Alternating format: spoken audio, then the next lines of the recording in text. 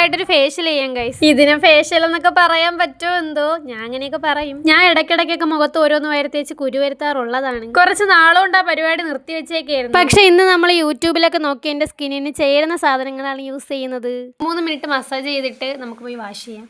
വെളുത്തിട്ട് പാറും. അപ്പൊ വെളുത്തിട്ട് പാറാനായിട്ടുള്ള ആദ്യത്തെ സ്റ്റെപ്പ് ക്ലെൻസിങ് ആണ്. അതിനിവിടെ ഞാൻ പാലായിരുന്നു എടുത്തത്. അത് കഴിഞ്ഞ് നമുക്ക് സ്ക്രബ് ചെയ്യാം. കുറച്ച് തേൻ, പഞ്ചസാര, നാരങ്ങ നീര് മിക്സ് ചെയ്തിട്ട് അത് തക്കാളിയിൽ വെച്ചിട്ടാണ് നമ്മൾ സ്ക്രബ് ചെയ്യുന്നത്. പെട്ടെന്ന് ഞാൻ അങ്ങനെ ഒരു സാധനം ഉള്ളത് മറന്നുപോയി ഗൈസ്. ഇത് നന്നായിട്ട് സ്ക്രബ് ചെയ്യണം. വീഡിയോയിൽ കാണുന്നത് പോലെ സ്പീഡിനൊന്നും ഇട്ട് ഉരക്കല്ലേ, എങ്കിൽ സ്ക്രാച്ച് ഒക്കെ വീഴും. അത് കഴിഞ്ഞ് കറ്റാർ വാഴേന്റെ ഒരു പീസ് എടുത്ത് ഞാൻ ഇങ്ങനെ മസാജ് ചെയ്യുന്നുണ്ട്. കുറച്ചു നേരം ഇങ്ങനെ മസാജ് ചെയ്തപ്പോഴാണ് ചെറുതായിട്ട് ചൊറിയാനൊക്കെ തുടങ്ങി. അപ്പോഴേ ഞാൻ പോയി കഴുകി കളഞ്ഞു. അടുത്തതിന് നമുക്ക് പാക്ക് ഇടാം. പാലും കുറച്ച് കടലമാവും മാത്രമേ ഞാൻ എടുക്കുന്നുള്ളൂ. അത് രണ്ടും മിക്സ് ചെയ്തിട്ട് ഇങ്ങനെ മുഖത്ത് വാരി പൊത്തുക, അത്രേ ഉള്ളൂ. ഇപ്പൊ എന്റെ മുഖത്ത് നിലവിൽ 3-4 കുരുവേ ഉള്ളൂ. ഇനി ഇതൊക്കെ ഇട്ടിച്ച് എത്ര എണ്ണം വരുന്നതെന്തോ. എന്തായാലും നമുക്ക് നോക്കാം. പാക്ക് നന്നായിട്ട് മുഖത്തും കഴുത്തിലൊക്കെ അപ്ലൈ ചെയ്തിട്ട് ഒരു 10 മിനിറ്റ് വെക്കണം. ആ 10 മിനിറ്റ് നമ്മൾ മിണ്ടാതിരിക്കണം. നന്നായിട്ട് ഡ്രൈ ആയതിനു ശേഷം വാഷ് ചെയ്യാം.